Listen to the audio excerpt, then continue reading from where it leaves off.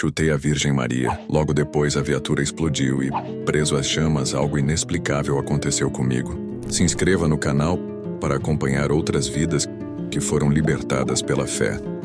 Meu nome é Moura, e eu era um policial militar que achava que religião era coisa de gente fraca. Naquele dia de patrulhamento, quando vi uma procissão bloqueando a rua, perdi a paciência. Desci da viatura e na frente de todos chutei a imagem da Virgem Maria que estava no chão, após ter caído do andor. Sai da frente, seus fanáticos! Gritei enquanto as pessoas me olhavam em choque. O silêncio que se fez depois foi ensurdecedor. Era como se o mundo inteiro tivesse parado para me julgar. Dona Maria, uma senhora de cabelos brancos que segurava o terço, me olhou com uma tristeza que me incomodou mais do que deveria, mas eu não demonstrei. Voltei para a viatura, liguei a sirene e dispersei aquela multidão como se fosse um ajuntamento qualquer. Sempre fui assim, durão, cético, achando que força bruta resolvia tudo. Meu pai Roberto também era PM. E desde criança eu aprendi que demonstrar qualquer tipo de vulnerabilidade era sinal de fraqueza. Homem não chora, Moura. Ele dizia quando eu me machucava brincando no quintal. Homem resolve. Na corporação eu era conhecido como o cara que não tinha medo de nada. Quando havia uma ocorrência violenta, era meu nome que aparecia na escala. Briga de bar, assalto, sequestro. Eu entrava primeiro e perguntava depois. Meus colegas me respeitavam, mas alguns mantinham distância. Jonas, meu parceiro há 5 anos, uma vez me disse: Moura, você precisa aprender a conversar antes de agir. Eu ri na cara dele. Conversa é para diplomata, Jonas. Eu sou policial. Em casa, a situação não era diferente. Carol, minha esposa, tentava me levar à igreja todos os domingos. Só uma vez, Moura, ela pedia, arrumando o vestido azul que usava para as missas, só para me acompanhar. Eu sempre encontrava uma desculpa. Plantão extra, futebol na TV, cansaço. Deus não paga as contas, Carol. Eu dizia, já pegando o controle remoto. E nem resolve os problemas da rua. Ela me olhava com aqueles olhos tristes, do mesmo jeito que Dona Maria tinha me olhado na procissão. Mas eu fingia não ver. Carol suspirava, pegava a bolsa e saía sozinha para a igreja. Eu ficava ali assistindo aos jogos, mas sempre com um incômodo estranho no peito. Um peso que eu não sabia explicar. Minha relação com a fé sempre foi complicada. Cresci vendo minha mãe rezar todos os dias, acendendo velas para os santos, pedindo proteção para meu pai nas ruas. Quando ela morreu de câncer, eu tinha 16 anos. Lembro de ficar ao lado da cama dela no hospital, ouvindo suas orações fracas, suas súplicas para que Deus a curasse. Ela morreu na madrugada de uma terça-feira, com o terço enrolado nas mãos. Foi ali que decidi que Deus, se existisse, não se importava com as pessoas como nós. Gente simples, trabalhadora que só queria viver em paz. Se ele existisse mesmo, por que levou minha mãe? Por que deixou meu pai beber até dormir no sofá todas as noites depois do velório? Por que permitiu que eu crescesse com tanta raiva dentro do peito? Os anos passaram e essa revolta só aumentou. Na rua, eu via bandido rico solto e trabalhador honesto preso por não ter dinheiro para um advogado. Via criança pedindo esmola enquanto o político roubava milhões. Onde estava Deus nessa hora? Na igreja cantando aleluia com os que tinham berço de ouro? Por isso, quando vi aquela procissão naquele sábado de maio, toda a minha revolta acumulada explodiu. Não era só o trânsito parado, era tudo que aquela cena representava para mim. Pessoas desperdiçando tempo com fantasias, enquanto o mundo real pegava fogo ao redor. Era a lembrança da minha mãe, morrendo aos poucos numa cama de hospital, sussurrando orações que ninguém lá em cima parecia ouvir. 3 dias depois daquele episódio, eu ainda sentia o olhar de julgamento das pessoas da procissão. Carol mal falava comigo em casa. Ela tinha ficado sabendo do que aconteceu. Notícia ruim voa rápido em cidade pequena. Como você pôde, Moura? Ela me perguntou na noite anterior, com os olhos vermelhos de chorar. Como você pôde desrespeitar Nossa Senhora na frente de todo mundo? Eu tentei explicar, falar sobre o trânsito, sobre as regras, sobre meu trabalho, mas as palavras saíam vazias, sem convicção. No fundo eu sabia que não tinha sido só sobre o trânsito.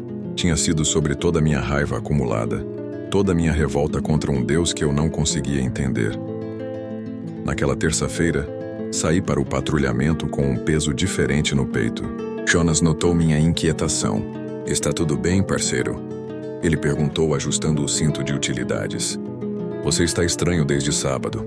Eu balancei a cabeça fingindo normalidade. Estou só cansado, Jonas, muita correria em casa. Mentira. Eu era assombrado. Toda vez que fechava os olhos, via o rosto de Dona Maria. Aquele olhar de decepção misturada com pena. E pior, via a imagem da Virgem Maria caída no chão depois do meu chute. Começamos nossa ronda pelo centro da cidade. Era um dia comum de semana. Movimento normal. Nada que chamasse atenção. Paramos no semáforo da Avenida Central, quando nossa viatura começou a apresentar problemas. O motor começou a falhar, fazendo um barulho estranho que eu nunca tinha ouvido antes. Que droga é essa? E resmunguei tentando acelerar. O motor respondia mal, engasgando como se estivesse morrendo aos poucos. Jonas olhou para mim preocupado. Melhor encostar, Moura. Esse barulho não está normal. Consegui dirigir até um posto de gasolina próximo. Desliguei o motor e saí para dar uma olhada no capô. O cheiro de óleo queimado era forte e uma fumaça branca começava a sair debaixo da viatura. Isso aqui está superaquecido, disse Jonas, também saindo do carro. Vou ligar para o guincho. Foi quando aconteceu. Uma explosão violenta, como se 1000 fogos de artifício estivessem estourando ao mesmo tempo. O mundo virou de cabeça para baixo. Senti o calor intenso, o barulho ensurdecedor, o cheiro de combustível queimando. Jonas conseguiu pular para longe a tempo, mas eu fiquei preso. As ferragens retorcidas da viatura haviam se dobrado ao redor das minhas pernas, me prendendo como uma armadilha. O fogo começou pequeno, mas crescia rapidamente, se espalhando pelo combustível derramado. Tentei me mexer, puxar as pernas, mas a dor era insuportável. O metal quente cortava minha pele toda vez que eu me movia. Jonas, gritei vendo meu parceiro do outro lado da fumaça. Não consigo sair. Ele tentou se aproximar, mas o calor era muito intenso. O fogo estava crescendo, se aproximando das minhas pernas com uma velocidade que me desesperava. Foi ali, preso naquele ferro retorcido, que comecei a ouvir vozes. Primeiro pensei que era o pessoal do posto tentando me ajudar, mas as vozes eram diferentes. Eram os gritos das pessoas da procissão, ressoando fundo na minha cabeça como um eco que não queria sair. Ele desrespeitou Nossa Senhora. Ele chutou a imagem. O calor do fogo queimando minha pele parecia pouco perto do peso daquelas palavras repetindo na minha mente. Cada grito que eu lembrava era como uma facada no peito. Eu tinha machucado aquelas pessoas. Eu tinha desrespeitado algo que era sagrado para elas. E agora, ali, prestes a morrer queimado, eu estava entendendo o tamanho do que tinha feito. Carol chegou ao local alguns minutos depois. Alguém tinha ligado para ela. Vi quando ela desceu do carro correndo, com o rosto desesperado tentando chegar perto de mim. Moura! Ela gritava, mas os bombeiros a seguravam. Deixa eu chegar perto dele! O fogo estava cada vez mais próximo. Senti o calor nas solas dos pés, nas pernas. A fumaça estava ficando densa, dificultando minha respiração. Jonas e os bombeiros tentavam encontrar uma forma de me tirar dali, mas o risco era muito grande. Uma fagulha no lugar errado, e tudo poderia explodir de novo. Foi nesse momento que toda a minha vida passou na minha frente. Não da forma como mostram nos filmes, mas como uma sequência de arrependimentos. Vi minha mãe morrendo no hospital, pedindo para eu ter fé. Vi meu pai se entregando à bebida depois de perder a mulher. Vi Carol indo sozinha para a igreja todos os domingos enquanto eu ficava em casa cultivando minha amargura. Vi todas as vezes que usei força desnecessária no trabalho. Todas as vezes que humilhei suspeitos por puro prazer de poder. Todas as vezes que Carol tentou me mostrar um caminho diferente e eu a ignorei. E por último vi a cena de sábado. Eu chutando a imagem da Virgem Maria, enquanto dezenas de pessoas me olhavam com horror. Ali, preso naquele ferro retorcido, com o calor do fogo queimando minha pele, eu entendi que toda minha força não valia nada. Toda aquela pose de durão, de homem que não tem medo de nada, se desfez como papel molhado. Gritei por socorro, mas o fogo estava muito intenso para alguém conseguir me ajudar. Calma, Moura! E Jonas gritava do outro lado. Já chamamos o corpo de bombeiros com equipamento especial. Mas eu sabia que podia ser tarde demais. As chamas já estavam lambendo a sola dos meus coturnos, e o metal ao redor das minhas pernas estava ficando cada vez mais quente. Pela primeira vez na vida, senti um medo que me paralisou completamente. Não era medo da morte. Eu já tinha enfrentado situações perigosas na rua. Era medo de ter vivido uma vida inteira sem propósito, machucando pessoas, inclusive quem eu amava. Era medo de morrer sendo lembrado como o policial que chutou a imagem de Nossa Senhora. Carol continuava gritando do lado de fora do cordão de isolamento. Por favor! Ela implorava para os bombeiros. Façam alguma coisa. Suas lágrimas me doíam mais que as queimaduras que começavam a aparecer na minha pele. Eu a estava fazendo sofrer mais uma vez, como sempre fiz durante nossos anos de casamento. O cheiro de combustível queimado misturava com outro cheiro que eu não conseguia identificar. Era doce, suave, completamente diferente do ambiente ao meu redor. Por um momento pensei que fosse alucinação causada pela fumaça, mas o cheiro persistia, ficava mais forte, me acalmando de uma forma que eu não entendia. Foi quando comecei a ver coisas estranhas. No meio da fumaça densa, formas que pareciam se mover com propósito. Primeiro pensei que fossem os bombeiros tentando chegar até mim, mas as figuras eram diferentes, mais leves, como se flutuassem sobre o fogo em vez de lutar contra ele. Estou ficando louco, murmurei para mim mesmo, balançando a cabeça para tentar limpar a visão, mas as imagens não sumiam. Uma das figuras se aproximou mais e por um instante juro que vi um rosto familiar. Era parecido com o da minha mãe, mas mais jovem, mais sereno. Ela sorria e seus lábios se moviam como se estivesse rezando. Fechei os olhos com força, tentando me concentrar na realidade. O calor, a dor, o barulho dos bombeiros trabalhando. Mas quando abri os olhos novamente, a figura ainda estava lá. Desta vez ela apontava para algo ao meu lado, no meio dos destroços da viatura. Ali, meio escondida entre os pedaços de metal retorcido, estava a imagem da Virgem Maria. A mesma que eu havia chutado 3 dias antes. Estava intacta, sem nenhum arranhão, como se tivesse sido colocada ali cuidadosamente por alguém. Mas isso era impossível. Como ela podia estar ali no meio de uma explosão? Não pode ser. Sussurrei tentando entender o que estava vendo. A imagem estava exatamente na minha linha de visão, como se quisesse que eu a encontrasse. O rosto sereno da Virgem me olhava com a mesma expressão de Dona Maria no dia da procissão. Não era julgamento, era compaixão. Foi nesse momento que senti algo se quebrar dentro de mim. Não era físico, era algo mais profundo. Como se um muro que eu tinha construído ao longo de anos inteiros começasse a ruir, tijolo por tijolo. Toda a minha revolta, toda a minha raiva, toda a minha certeza de que estava certo, começou a desmoronar. As lágrimas vieram antes que eu pudesse impedi-las. Não eram lágrimas de dor física, embora meu corpo estivesse sofrendo. Eram lágrimas de algo que eu não sentia há décadas. Arrependimento, vergonha e uma vontade desesperada de consertar tudo que tinha quebrado ao longo da vida. Mãe, sussurrei, olhando para a figura que ainda pairava na fumaça. Eu estou perdido. Era a primeira vez que eu admitia isso para alguém, mesmo que fosse para uma visão que talvez nem existisse. Eu não sei o que estou fazendo aqui. A figura da minha mãe se aproximou mais e por um momento, senti como se ela estivesse tocando meu rosto. Era a mesma sensação de quando eu era criança e me machucava brincando. E ela secava minhas lágrimas com a ponta do avental. Você sabe o que precisa fazer, filho. Eu podia quase ouvir sua voz. Você sempre soube. Com as chamas já lambendo minha calça, fechei os olhos e pela primeira vez em décadas, tentei falar com Deus. Não sabia nem como orar direito, mas sussurrei com toda a sinceridade que consegui reunir. Se existe alguém aí em cima, se a Carol está certa sobre você, me perdoa pelo que eu fiz. As palavras saíam truncadas, misturadas com fumaça e desespero. Eu não quero morrer assim, sendo lembrado como o cara que desrespeitou Nossa Senhora. Se eu sair daqui, eu vou tentar ser diferente. Eu prometo que vou tentar entender. Era uma oração tosca, cheia de medo, mas era tudo o que eu conseguia oferecer naquele momento. Senti uma paz estranha tomando conta de mim. Não era alívio físico. O fogo ainda estava ali, ameaçador. Era uma calma interior que eu nunca tinha experimentado, nem mesmo nos meus melhores dias. Como se alguém tivesse colocado a mão no meu ombro e sussurrado: está tudo bem. Foi nesse exato instante que aconteceu algo que ninguém conseguiu explicar depois. Uma rajada de vento forte e inexplicável varreu o local da explosão, apagando as chamas ao redor da viatura numa questão de segundos. Não era vento natural.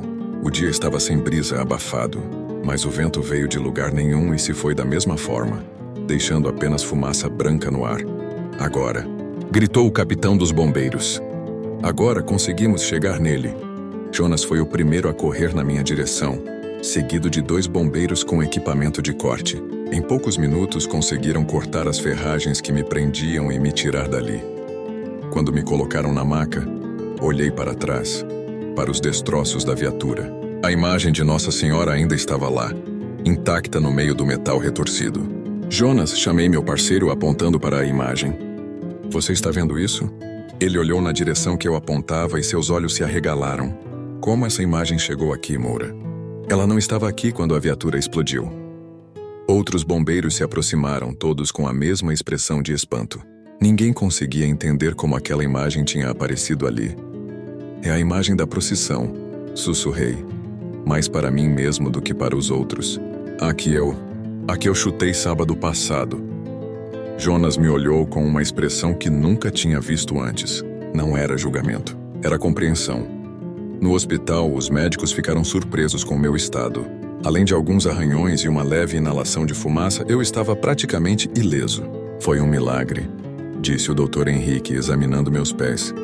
Com o calor que você ficou exposto, deveria ter queimaduras de 3º grau.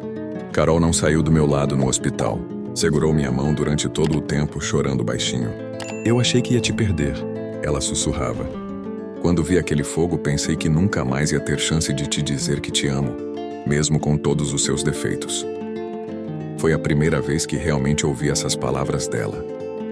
Não porque ela nunca tinha dito antes, mas porque eu nunca tinha prestado atenção de verdade. Sempre estava com a cabeça em outro lugar, preocupado com trabalho, com problemas, com qualquer coisa que não fosse o amor que essa mulher tinha por mim. Carol, disse, apertando sua mão, eu preciso te contar o que aconteceu lá. Eu senti coisas que não sei explicar. Contei sobre a visão da minha mãe, sobre o cheiro de flores no meio da fumaça, sobre a imagem de Nossa Senhora aparecendo do nada no meio dos destroços. Ela me ouviu em silêncio, sem questionar, sem duvidar. Você está sendo chamado para algo, Moura, ela disse quando terminei de contar. Deus está te dando uma segunda chance. E pela primeira vez na vida, eu não contestei quando ela falou sobre Deus. Pelo contrário, senti que ela estava certa. Naquela noite no hospital, sozinho no quarto depois que Carol foi para casa descansar, fiquei pensando em tudo o que tinha acontecido. O vento inexplicável, a imagem aparecendo do nada, meu estado praticamente ileso depois de uma explosão daquelas. Podia tentar racionalizar, encontrar explicações científicas, mas no fundo eu sabia que tinha sido algo maior. Peguei o celular e liguei para Jonas. Parceiro, disse quando ele atendeu, consegue descobrir o endereço da Dona Maria? Aquela senhora da procissão? Eu preciso conversar com ela. Jonas ficou alguns segundos em silêncio do outro lado da linha. Tem certeza disso, Moura? Nunca tive tanta certeza de nada na vida, respondi. Eu fiz uma coisa terrível com essas pessoas. Preciso pedir perdão e não por telefone. Quero olhar nos olhos de cada um e assumir meu erro. Jonas prometeu que iria atrás das informações. Você mudou, parceiro, ele disse antes de desligar. Mudou de verdade. Talvez você também já tenha passado por um momento assim na vida, quando percebeu que precisava mudar completamente de direção. Aquele momento em que você entende que toda a sua certeza estava errada e que é preciso ter coragem de recomeçar do zero, mesmo quando isso dói. Saí do hospital 2 dias depois, com alta médica, mas com uma inquietação que não me deixava em paz. Jonas tinha conseguido o endereço de Dona Maria e de mais algumas pessoas que participavam da procissão. A lista tinha 15 nomes, 15 pessoas que eu tinha ofendido com minha atitude impensada. Carol me acompanhou na primeira visita. Dona Maria morava numa casa simples no bairro São José, pintada de azul claro com um pequeno jardim na frente. Quando tocamos a campainha, senti o estômago embrulhar. Como explicar para uma senhora de 70 anos que eu estava ali para pedir perdão por ter chutado a imagem de Nossa Senhora? Ela abriu a porta e, ao me reconhecer, sua expressão mudou. Não era raiva ou rancor. Era uma mistura de surpresa e curiosidade.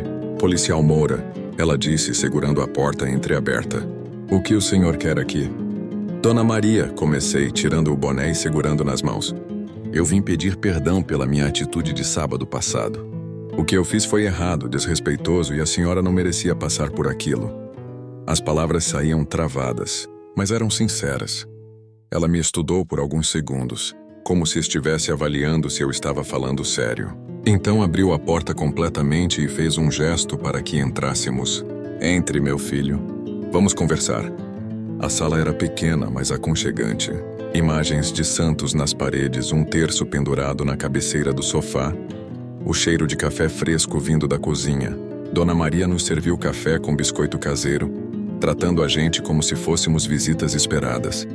Sabe, ela disse mexendo açúcar no café. Quando o senhor chutou Nossa Senhora, meu primeiro impulso foi de raiva. Fiquei muito magoada. Suas palavras me perfuraram como agulhas. Mas depois, no caminho para casa, comecei a rezar pelo Senhor. A senhora rezou. Por mim? E perguntei incrédulo. Ela assentiu com a cabeça. Rezei para que Deus tocasse o coração do Senhor. Rezei para que Ele mostrasse ao Senhor o amor que Ele tem por todos nós, mesmo quando erramos feio. As lágrimas vieram sem aviso. Ali na sala daquela senhora que eu tinha ofendido publicamente, chorei como não chorava desde a morte da minha mãe. Carol segurou minha mão e Dona Maria se levantou do sofá para me dar um abraço. Um abraço que me fez sentir como se fosse criança de novo, protegido e perdoado.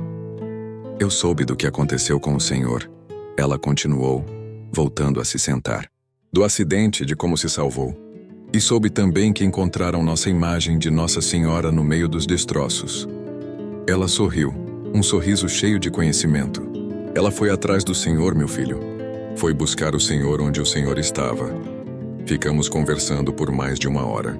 Dona Maria me contou sobre sua fé, sobre como tinha aprendido a perdoar pessoas que a magoaram, sobre como a oração tinha sido seu refúgio nos momentos mais difíceis da vida. Fé não é sobre ser perfeito, ela disse. É sobre se levantar toda vez que a gente cai. Quando saímos de lá, senti como se um peso enorme tivesse sido tirado dos meus ombros. Carol estava radiante. Você viu como ela te recebeu? Ela comentou no caminho para casa. Ela te tratou como um filho, mas ainda faltavam 14 pessoas na minha lista. Nas semanas seguintes, visitei cada uma delas. Seu João, o comerciante que ajudava a organizar a procissão. Dona Carmen, que cuidava das flores para enfeitar o andor. O jovem Ricardo, que carregava a imagem nas costas durante a caminhada. Cada visita era uma lição de humildade. Esperava encontrar raiva, ressentimento, porta fechada na minha cara. Mas encontrei compreensão, perdão e até convites para almoçar. Era como se essas pessoas enxergassem algo em mim que eu mesmo não conseguia ver. Seu João me disse algo que nunca esqueci. Moura, Deus não desiste da gente nunca, mesmo quando a gente desiste dele primeiro. Ricardo, o jovem que carregava a imagem, me contou que tinha rezado especialmente por mim na procissão seguinte. Pedi para Nossa Senhora cuidar do Senhor, mesmo depois do que aconteceu. Dona Carmen, uma mulher de meia idade que trabalhava como faxineira, me ofereceu um café na sua cozinha humilde. Sabe, policial, ela disse servindo o café numa xícara descascada. Quando vi o senhor chutar Nossa Senhora, pensei, esse homem está sofrendo muito por dentro. Ninguém faz uma coisa dessa se não tiver uma dor enorme guardada no coração. Suas palavras me surpreenderam. Como ela conseguiu ver através da minha raiva e enxergar minha dor? O senhor perdeu alguém importante? Ela perguntou, mexendo açúcar no café. Contei sobre minha mãe, sobre como sua morte tinha plantado essa revolta dentro de mim. Sua mãe está vendo tudo isso. Dona Carmen disse com uma certeza que me impressionou. Ela está feliz que o senhor finalmente está aprendendo o que ela sempre quis ensinar. Saí da casa dela com uma sensação de alívio que não sentia há anos. Dr. César, um dentista aposentado que também participava da procissão, me recebeu no consultório dele. Moura, ele disse oferecendo uma cadeira. Eu já atendi muitos policiais aqui. Sei que vocês carregam um peso que a gente nem imagina. Vocês veem o lado mais feio da humanidade todos os dias. Conversamos sobre o trabalho policial, sobre como é difícil manter a fé quando se vê tanta maldade no mundo. Mas sabe o que aprendi em 60 anos de vida? Ele disse ajustando os óculos. É justamente nos lugares mais escuros que a luz faz mais diferença. Você pode ser essa luz na vida de muita gente. A visita que mais me marcou foi a casa de José, um senhor de 80 anos que andava de bengala e tinha sido xingado por mim no dia da procissão. Quando bati na porta, ele demorou para atender. Quando abriu, me olhou com olhos cansados, mas sem raiva. Seu José, comecei, mas ele me interrompeu. Entre, rapaz. Estava esperando sua visita. Como assim esperando? Minha neta me contou que você estava visitando todo mundo para pedir perdão. Achei que uma hora ia chegar aqui também. Sentamos na varanda da casa dele, uma varanda simples com 2 cadeiras de plástico e uma vista para um quintal cheio de plantas. Sabe, Moura, lhe disse, eu tenho 80 anos. Já vi muita coisa nesta vida. Guerras, mortes, traições, maldade de todo tipo. Mas também vi milagres, bondade, pessoas mudando completamente. Ele me contou que tinha sido soldado na juventude, que tinha visto horrores na guerra que o deixaram revoltado com Deus por anos. Também passei por essa fase de raiva que você passou. Também achei que Deus tinha me abandonado. Levei 10 anos para entender que ele nunca me abandonou. Fui eu que me afastei dele. Como o senhor conseguiu voltar? Perguntei genuinamente curioso. José sorriu, um sorriso cansado, mas sábio. Através das pessoas. Foi vendo a bondade nas pessoas simples como minha esposa, minha filha, meus vizinhos, que entendi que Deus trabalha através de nós. Ele não vem do céu resolver nossos problemas. Ele nos usa para resolvermos os problemas uns dos outros. Passamos 2 horas conversando. José me contou sobre sua esposa, que tinha morrido no ano anterior. Sobre como ela tinha sido sua luz nos momentos mais escuros. Ela sempre dizia que Deus coloca pessoas especiais no nosso caminho nos momentos certos. Acho que você é uma dessas pessoas na minha vida, Moura. E eu na sua. Quando me levantei para ir embora, ele segurou meu braço com a mão trêmula. Não pare por aqui, rapaz. Sua história pode ajudar muita gente. O mundo precisa ouvir que é possível mudar, que é possível recomeçar. Suas palavras plantaram uma semente que só iria germinar meses depois. 1 mês após o acidente, Carol me convenceu a ir com ela à missa de domingo. Não foi difícil convencer. Eu mesmo estava sentindo necessidade de entender melhor tudo o que tinha acontecido comigo. Acordamos cedo. Ela vestiu o mesmo vestido azul de sempre e fomos juntos para a igreja de São José. Quando entramos, várias pessoas me reconheceram. Dona Maria acenou da 3ª fileira. Seu João me cumprimentou com um sorriso. Ricardo veio até nós e disse que estava feliz em me ver ali. Eu, que esperava olhares de julgamento, encontrei acolhimento. A missa foi diferente de tudo que eu esperava. Não era sobre julgamento ou condenação. Era sobre amor, perdão, segundas chances. O padre Antônio, um homem jovem de uns 40 anos, falou sobre a parábola do filho pródigo. Deus não apenas nos perdoa quando voltamos para casa, ele disse. Ele corre ao nosso encontro. Durante a oração do Pai Nosso, quando toda a congregação disse junto, perdoai as nossas ofensas assim como nós perdoamos a quem nos tem ofendido, senti um arrepio. Era exatamente isso que eu estava vivendo. Pessoas que eu tinha ofendido me perdoando, e eu aprendendo a perdoar também, inclusive a mim mesmo. Depois da missa, o padre Antônio veio conversar comigo. Ouvi falar sobre você, ele disse apertando minha mão. Sobre o que aconteceu na procissão e depois no acidente. Gostaria de conversar mais se você tiver interesse. Comecei a frequentar as conversas com o padre Antônio todas as quintas-feiras. Não era catequese formal, era mais como uma conversa entre amigos sobre fé, dúvidas, vida. Ele me ajudou a entender que questionar Deus não era pecado, mas parte do processo de crescimento espiritual. Você tem raiva de Deus desde que sua mãe morreu. Ele observou numa dessas conversas. Mas já parou para pensar que talvez ela tenha sido quem intercedeu por você no dia do acidente? A possibilidade me fez refletir por dias inteiros. Seria possível que minha mãe, lá de onde estivesse, tivesse pedido proteção para mim? Padre Antônio me emprestou livros sobre espiritualidade, sobre santos que também passaram por crises de fé, sobre pessoas comuns que tiveram experiências extraordinárias com o sagrado. A fé não é um sentimento constante, ele me explicou. É uma escolha diária. Alguns dias você vai sentir Deus perto, outros vai parecer que ele sumiu, mas ele está sempre lá. Uma dessas conversas mudou minha perspectiva sobre tudo. Moura, disse Padre Antônio, você já parou para pensar que talvez aquele acidente não tenha sido um castigo, mas um chamado? Que talvez Deus precise de alguém como você? Alguém que passou pela revolta e pela dor, para alcançar pessoas que estão no mesmo lugar onde você estava. A ideia me intrigou. Eu, um instrumento de Deus? Eu que tinha chutado uma imagem sagrada em público? Os santos não nasceram santos, continuou o padre. Eles se tornaram santos através das suas experiências, inclusive as mais dolorosas.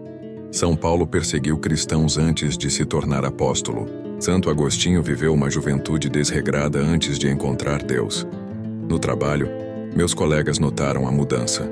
Onde antes eu resolvia tudo na base da autoridade e força, agora eu conversava primeiro. Numa ocorrência de violência doméstica, em vez de simplesmente prender o agressor, conversei com ele por 20 minutos sobre as consequências de seus atos para a família.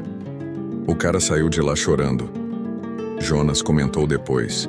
Disse que nunca ninguém tinha conversado com ele daquele jeito, sem gritar, sem ameaçar. Prometeu procurar ajuda. Era uma abordagem diferente, mais humana, que estava dando resultados surpreendentes. Comecei a ver as pessoas na rua de forma diferente também. O jovem que eu abordaria com desconfiança agora recebia uma chance de explicar sua situação. A mulher embriagada que eu levaria direto para a delegacia ganhava uma conversa sobre os problemas que a levaram à bebida. Numa dessas abordagens, encontrei uma situação que me lembrou da minha própria história. Uma mulher de uns 40 anos estava brigando com um grupo de evangélicos que faziam uma pregação na praça. Ela gritava que Deus não existia, que era tudo mentira, que ela tinha rezado a vida inteira e nunca tinha sido atendida. Ao invés de dispersar a confusão rapidamente, me aproximei da mulher. "Senhora, posso conversar com a senhora um momento?" Ela se virou para mim, os olhos vermelhos de raiva e lágrimas. "Esses fanáticos estão me irritando." Ela gritou. "Entendo", respondi calmamente. "Mas por que eles a irritam tanto?"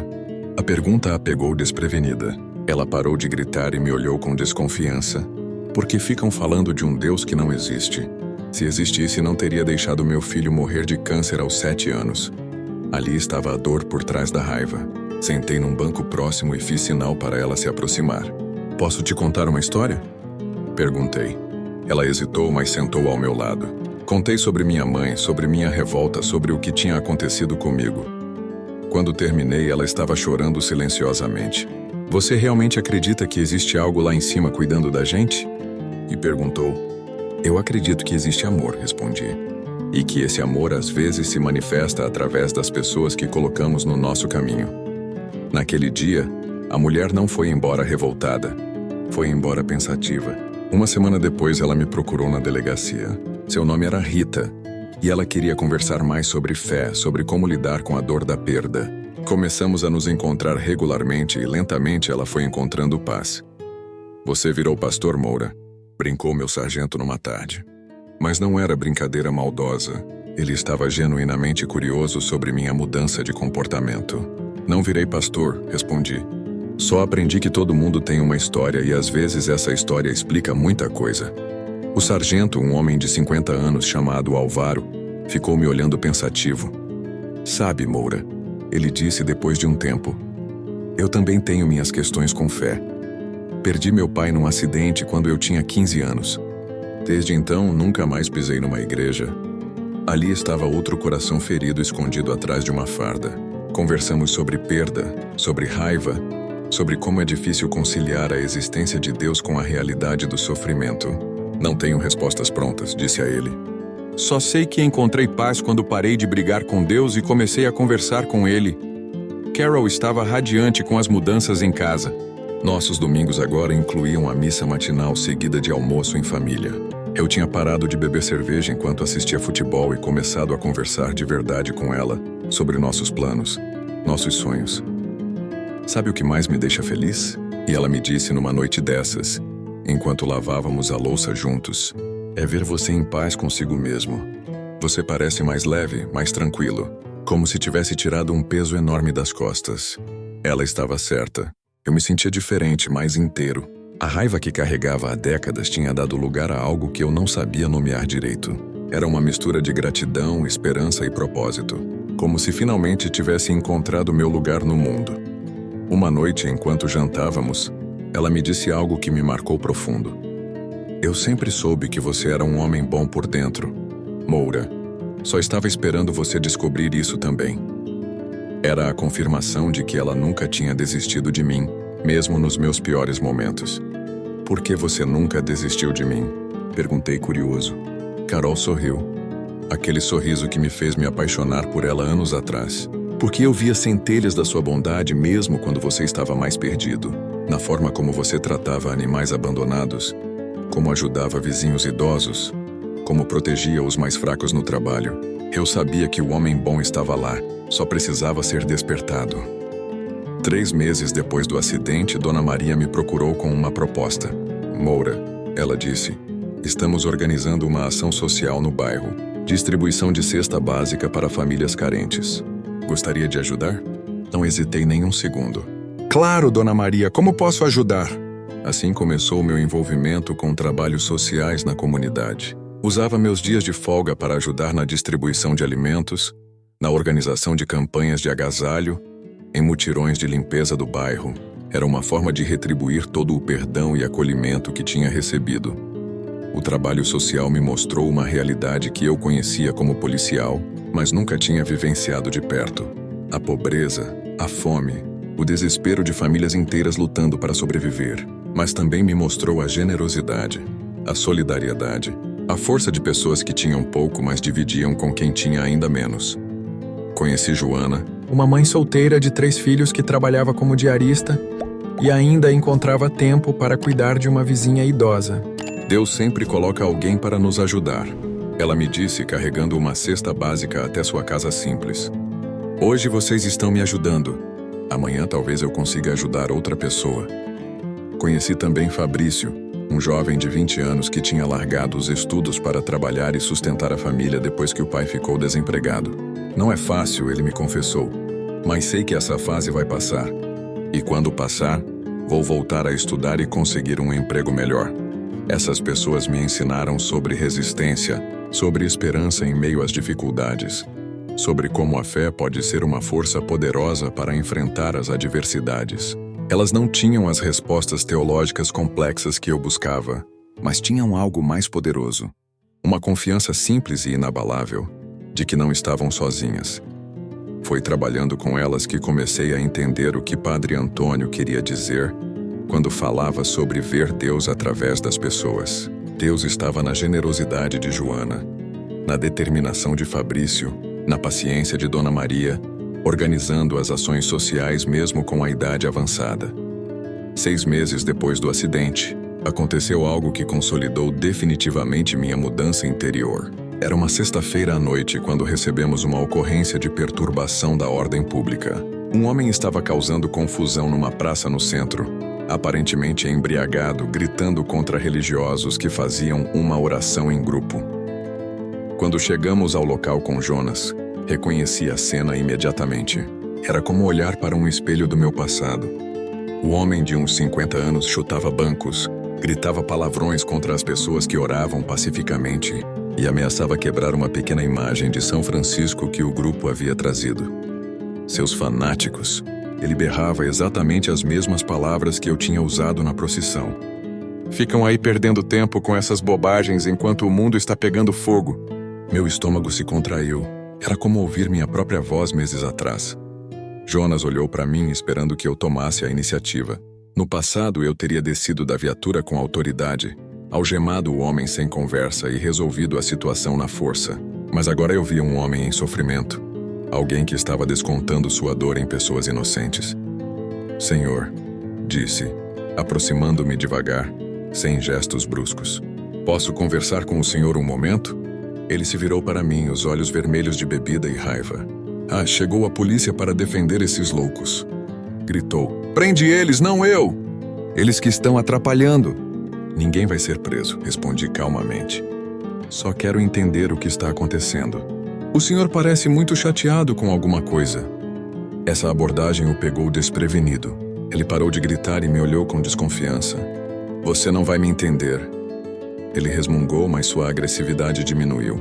Ninguém entende. Sentei num banco próximo e fiz sinal para ele se aproximar. Tente me explicar. Às vezes conversar ajuda. Lentamente a história dele começou a sair. Se chamava Otávio. Era viúvo há 2 anos. A esposa tinha morrido de câncer e ele tinha ficado revoltado com Deus.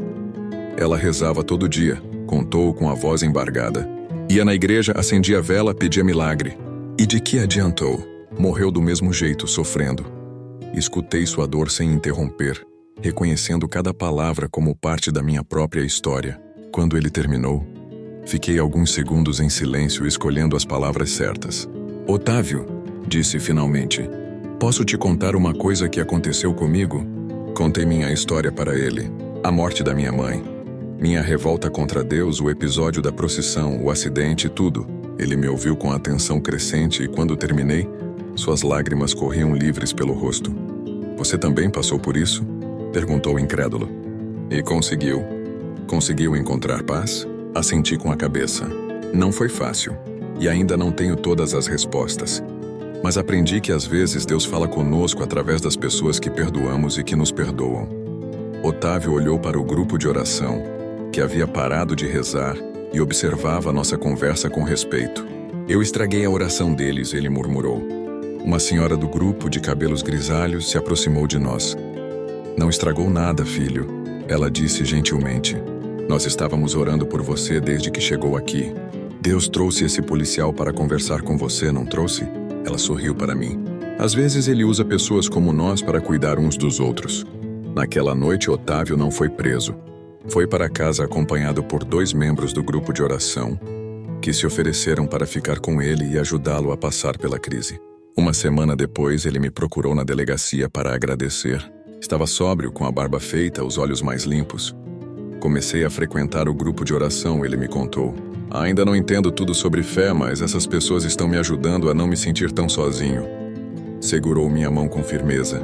Obrigado por não me tratar como um bandido. Obrigado por me ouvir. Essa experiência me mostrou que minha transformação não era só sobre mim. Era sobre usar o que aprendi para ajudar outras pessoas que estavam passando pelo mesmo sofrimento que eu passei. Era sobre ser um instrumento de paz em situações onde antes eu só levava conflito.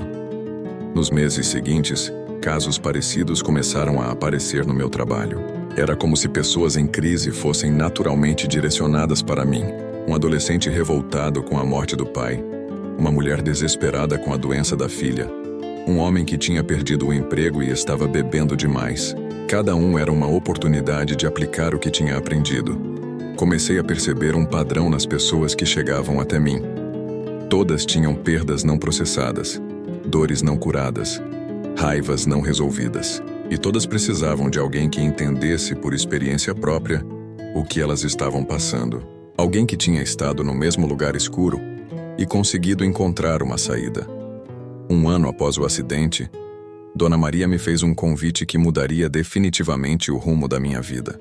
Moura, ela disse depois de uma reunião do grupo de trabalho social. Que tal você dar seu testemunho na próxima procissão? Contar para as pessoas o que Deus fez na sua vida? A ideia me apavorou inicialmente. Falar em público sobre minha transformação, expor minha vulnerabilidade para centenas de pessoas que ainda lembravam do homem grosseiro que eu tinha sido. Mas Carol me encorajou.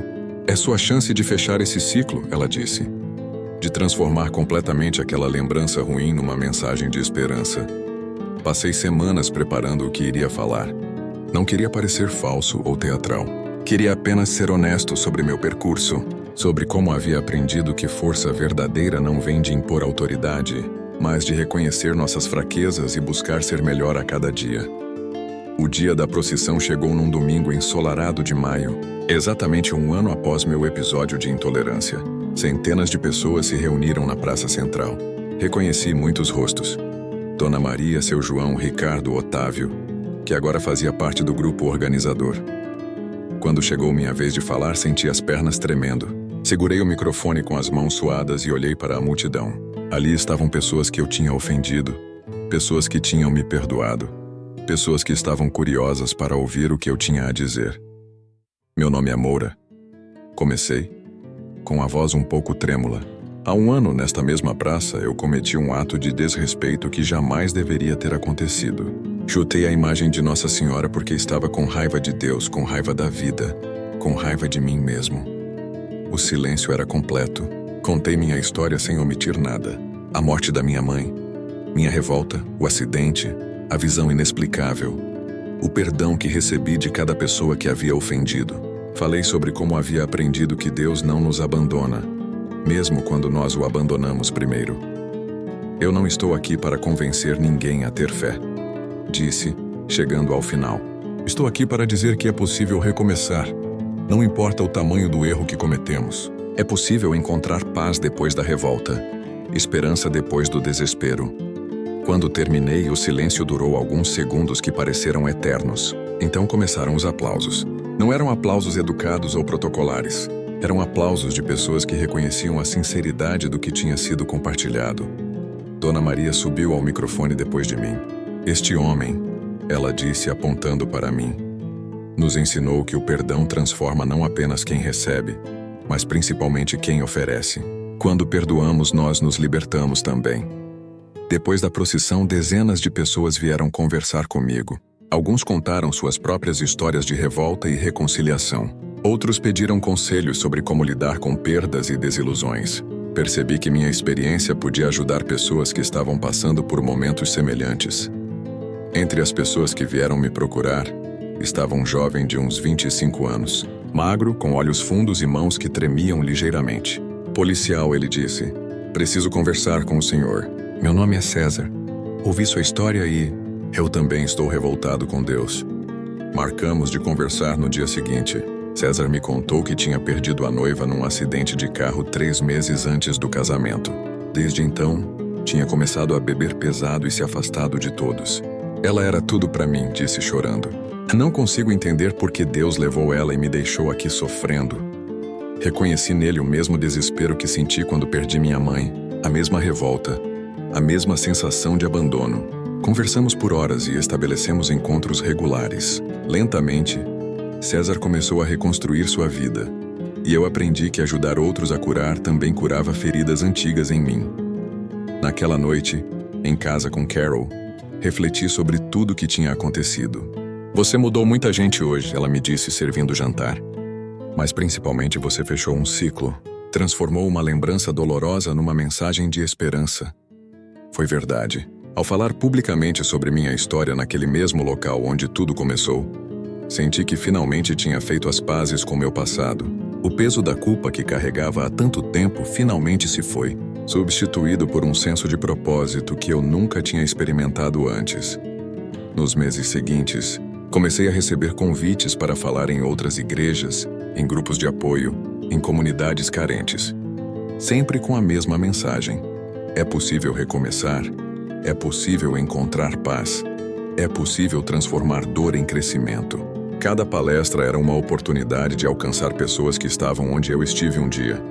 Uma dessas palestras foi particularmente marcante. Foi numa igreja pequena no interior, para cerca de 50 pessoas. Entre elas estava uma mulher de meia idade que chorava silenciosamente durante toda a minha fala. No final, ela veio me procurar. Meu nome é Rose, ela disse, secando as lágrimas. Perdi meu filho de 19 anos num acidente de moto há 6 meses. Desde então, não consigo mais orar. Não consigo mais acreditar em nada. Sua história me deu esperança de que talvez eu ainda possa encontrar um sentido para continuar vivendo. Conversamos longamente depois da palestra. Rose me contou sobre seu filho, sobre os sonhos que ele tinha, sobre como ela se sentia perdida sem ele. Às vezes acordo de manhã e por alguns segundos esqueço que ele morreu, ela confessou. Então a realidade bate e é como se ele morresse de novo todos os dias. Entendi perfeitamente o que ela queria dizer. Era a mesma dor que senti quando perdi a minha mãe, mas multiplicada pela intensidade do amor de uma mãe pelo filho. Não tinha palavras mágicas para curar sua dor, mas podia oferecer presença, compreensão e a certeza de que ela não estava sozinha. Começamos a nos corresponder por cartas. Rose morava a 200 quilômetros de distância, mas mantínhamos contato regular. Lentamente, através dos meses, pude acompanhar sua recuperação gradual. Não foi uma recuperação completa. Alguns tipos de dor nunca desaparecem completamente, mas foi uma recuperação significativa, suficiente para ela voltar a encontrar alegria em pequenas coisas. Meu trabalho na polícia também ganhou novo significado. Cada ocorrência se tornou uma oportunidade de aplicar o que aprendi sobre ouvir antes de julgar, compreender antes de punir. Meus colegas começaram a me procurar para situações mais delicadas, que exigiam sensibilidade além de autoridade. O delegado, Dr. Fernando, me chamou em seu gabinete certo dia. Moura, ele disse, tenho recebido muitos elogios sobre seu trabalho ultimamente. Pessoas da comunidade ligam aqui especificamente para agradecer pela forma como você lidou com situações familiares delicadas. Isso é raro no nosso meio. Expliquei minha nova abordagem como tinha aprendido que muitas vezes as pessoas precisam ser ouvidas antes de serem julgadas. É interessante, ele comentou. Talvez devêssemos implementar esse tipo de treinamento para toda a corporação. Você estaria disposto a compartilhar sua experiência com outros policiais? A sugestão me surpreendeu, mas também me animou. Alguns meses depois, comecei a ministrar workshops para policiais sobre abordagem humanizada, gestão de conflitos familiares e como lidar com pessoas em crise emocional. Foi gratificante ver outros colegas adotando métodos mais compassivos no trabalho. Um desses workshops foi particularmente tocante. Um policial jovem, recém-formado, me procurou depois da aula. Sargento Moura, ele disse, eu entrei na polícia pensando que ia fazer justiça, mas ultimamente só me sinto um opressor. Como o senhor consegue manter a esperança nas pessoas? Sua pergunta me levou de volta aos meus próprios questionamentos quando era mais jovem. A esperança não é algo que você sente, expliquei. É algo que você escolhe. Todo dia, a cada situação, você decide se vai enxergar as pessoas como inimigas ou como seres humanos complexos, que às vezes fazem escolhas ruins. Conversamos por mais de 1 hora. Ele me contou sobre casos que tinha atendido, sobre a violência que via nas ruas, sobre como estava difícil conciliar sua fé com a realidade do trabalho policial. Eu entendo perfeitamente, disse a ele. Passei por exatamente isso, mas aprendi que é justamente nos lugares mais escuros que nossa luz faz mais diferença. Jonas, meu parceiro fiel, resumiu bem minha transformação. Moura, você continua sendo o mesmo cara corajoso de sempre. A diferença é que agora sua coragem se manifesta através da compaixão, não da força bruta. Era uma observação perspicaz que me fez refletir sobre como verdadeira coragem, às vezes, significa escolher a gentileza quando seria mais fácil escolher a dureza. 3 anos se passaram desde aquele dia que mudou minha vida. A organização social que começamos com Dona Maria cresceu consideravelmente. Agora tínhamos uma sede própria, 20 voluntários regulares e atendíamos mais de 300 famílias por mês. O trabalho se expandiu para incluir não apenas distribuição de alimentos, mas também apoio psicológico, cursos profissionalizantes e grupos de apoio para diferentes situações. Um dos grupos que me dava mais satisfação coordenar era o de homens em crise. Reuníamos toda sexta-feira à noite para conversar sobre perdas, raiva, depressão, problemas familiares. Era um espaço seguro onde homens podiam ser vulneráveis sem julgamento, onde podiam chorar sem serem considerados fracos. O grupo começou com 3 pessoas, eu, Otávio e César. Hoje éramos 15, com idades entre 20 e 70 anos, de diferentes profissões e backgrounds. O que nos unia era a compreensão de que todos passamos por momentos difíceis e que não precisamos enfrentá-los sozinhos.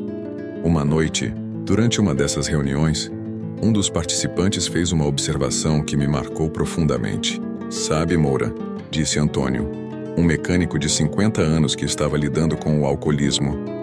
Quando comecei a vir aqui, pensei que era sobre receber ajuda, mas descobri que ajudar outros também me cura. É como se a dor diminuísse quando é dividida. Ele tinha razão. Era exatamente isso que eu experimentava. Cada pessoa que ajudava também me ajudava de volta. Cada história de superação que acompanhava fortalecia minha própria fé na possibilidade de mudança. Era um ciclo virtuoso de cura mútua que me enchia de esperança na humanidade. Carol e eu finalmente realizamos nosso sonho de formar uma família completa. Depois de 2 anos de processo, conseguimos adotar Rita, uma menina de 8 anos que tinha sido abandonada pelos pais. Quando a vimos pela primeira vez no abrigo, seus olhos tinham a mesma tristeza que eu via no espelho anos atrás. Hoje esses olhos brilham com alegria e segurança. Papai Moura, ela me disse numa noite dessas enquanto eu a ajudava com o dever de casa. Por que você e a mamã Carol me escolheram? A pergunta me pegou desprevenido.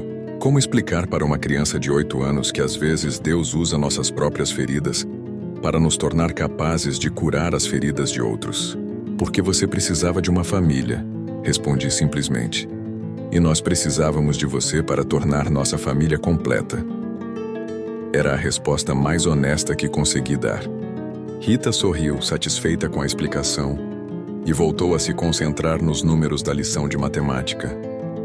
Ver Rita crescendo em nossa casa, ganhando confiança, descobrindo seus talentos, me ensinava diariamente sobre o poder transformador do amor incondicional. Ela me mostrava que a cura não acontece apenas através de grandes gestos ou experiências dramáticas, mas também através de pequenos atos cotidianos de carinho e aceitação. Carol floresceu como mãe de uma forma que me surpreendeu. Sempre soube que ela seria uma boa mãe. Mas vê-la interagindo com Rita com tanta paciência e sabedoria me fez admirá-la ainda mais. Você sabe que sempre quis isso, ela me disse uma noite depois de colocar Rita para dormir. Sempre soube que nossa família ainda não estava completa. Minha relação com meu pai, Roberto, também se transformou completamente nesses anos. Quando ele viu minha mudança, decidiu enfrentar seus próprios demônios. Parou de beber, começou a frequentar reuniões dos alcoólicos anônimos e lentamente reconstruiu relacionamentos que tinha prejudicado ao longo dos anos. Filho, ele me disse no último dia dos pais, você me ensinou que nunca é tarde para recomeçar. Aos 65 anos estou aprendendo a ser avô, algo que pensei que nunca ia conseguir ser. Ver ele brincando com Rita no quintal, contando histórias da família, me enchia de uma alegria que não sabia como expressar. Hoje, 5 anos depois daquela explosão que quase me matou, acordo todos os dias com uma certeza que antes eu não tinha. Cada amanhecer é uma nova oportunidade de ser melhor do que fui ontem. Não é um pensamento forçado ou artificial. É uma gratidão genuína por estar vivo e por ter aprendido o valor do perdão. As pessoas às vezes me perguntam se não tenho medo de que tudo isso seja temporário, se não tenho receio de voltar a ser o homem violento que era antes. A resposta é simples. Eu cuido da minha transformação todos os dias como quem cuida de um jardim, regando com oração, podando com autorreflexão, protegendo com humildade. Toda sexta-feira vou ao cemitério visitar o túmulo da minha mãe. Levo flores frescas e conto para ela como foi minha semana, que pessoas ajudei, que desafios enfrentei. Mãe, disse na última visita, acho que finalmente entendi o que você tentava me ensinar com suas orações. Você não estava pedindo milagres impossíveis, estava pedindo força para enfrentar as dificuldades com fé. Minha agenda de palestras continua cheia. Escolas, igrejas, empresas, presídios, grupos de apoio. Todos querem ouvir sobre transformação pessoal, sobre como é possível mudar, mesmo quando parece impossível. Não venho aqui como especialista, sempre começo minhas palestras. Venho como alguém que já esteve no fundo do poço e pode testemunhar que é possível subir. A história se espalhou além da nossa cidade. Jornais locais escreveram sobre minha transformação e comecei a receber convites de lugares distantes. Uma dessas viagens foi especialmente marcante.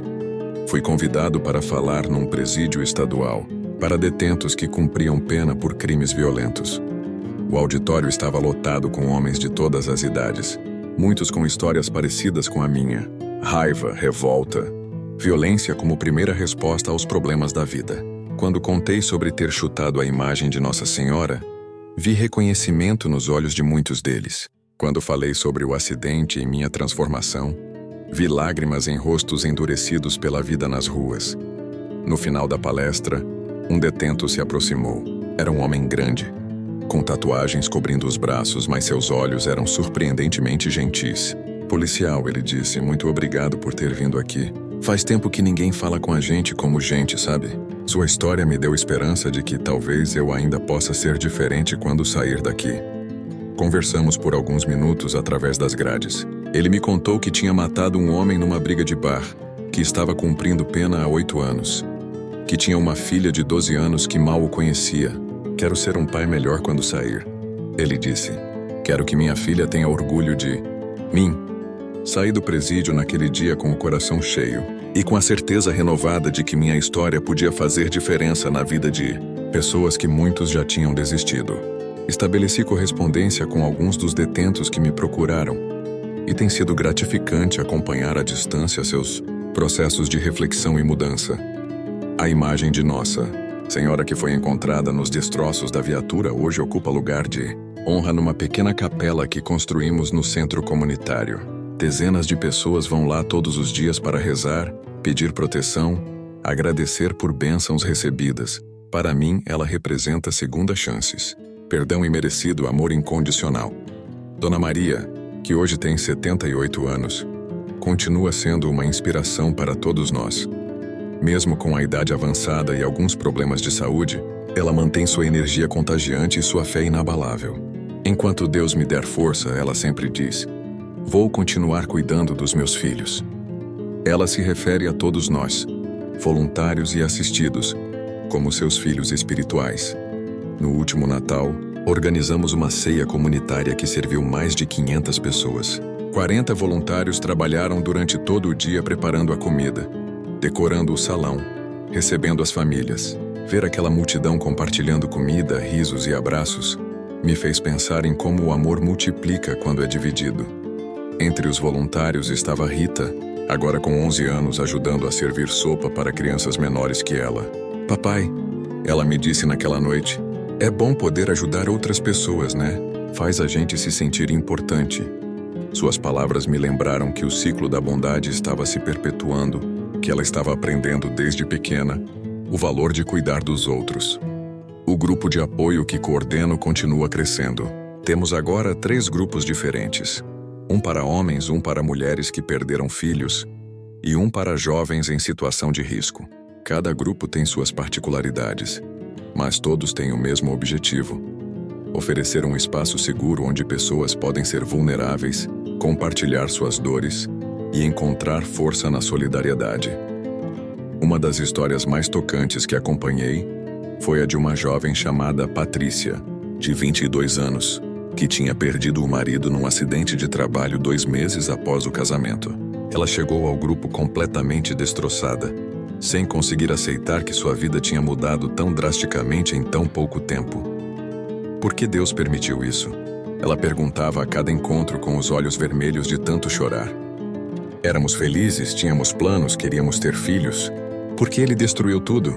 Não tinha respostas fáceis para suas perguntas, mas podia oferecer presença, escuta e a certeza de que sua dor era válida e compreendida. Ao longo dos meses, acompanhei Patrícia reconstruindo sua vida pedaço por pedaço. Não foi um processo linear. Havia dias bons e dias ruins, avanços e retrocessos, mas lentamente ela foi encontrando formas de honrar a memória do marido, enquanto criava espaço para nova vida e novas possibilidades. Hoje, 2 anos depois, Patrícia coordena um grupo de apoio para viúvas jovens. Descobri que minha dor pode ter um propósito, ela me disse numa conversa recente. Se eu posso usar o que aprendi para ajudar outras mulheres que estão passando pelo que passei, então talvez meu sofrimento não tenha sido em vão. Suas palavras me lembraram do que aprendi ao longo desses anos, que nossas maiores feridas podem se tornar nossas maiores fontes de cura para outros, que nossa dor, quando processada e transformada, pode se tornar nossa mais poderosa ferramenta de serviço ao próximo. Hoje, enquanto compartilho estas palavras, são exatamente 6 anos desde aquele dia, que mudou minha vida para sempre. Ainda trabalho como policial militar, mas agora meu trabalho se estende muito além das ruas. Sou também conselheiro informal, palestrante, coordenador de grupos de apoio, pai adotivo, filho dedicado a um pai em recuperação. Sei que minha verdadeira força não vem da minha farda, da minha autoridade ou da minha voz impostada.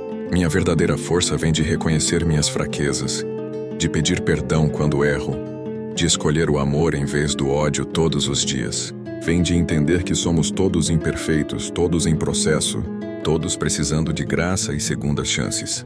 Se você chegou até aqui ouvindo minha história, talvez seja porque também está procurando uma segunda chance, um recomeço, uma forma de curar feridas antigas. Quero que saiba que nunca é tarde demais para mudar. Nunca é tarde demais para pedir perdão. Nunca é tarde demais para escolher ser melhor. Você já se sentiu perdido como eu me senti naquele dia, preso na viatura em chamas, sem saber se haveria um amanhã para consertar seus erros? Se a resposta for sim, saiba que sua história também pode ter um final diferente. Basta começar hoje com um pedido sincero de perdão. Primeiro a Deus, depois às pessoas que você magoou, e por último a você mesmo. A vida me ensinou que o perdão não é um sentimento, é uma decisão. Uma decisão que tomamos todos os dias, às vezes a cada hora, de escolher libertação em vez de prisão, amor em vez de ódio, esperança em vez de desespero. E quando fazemos essa escolha repetidamente, dia após dia, nossa vida se transforma de uma forma que jamais imaginamos possível. Adicionar a segmento. Verificar fontes.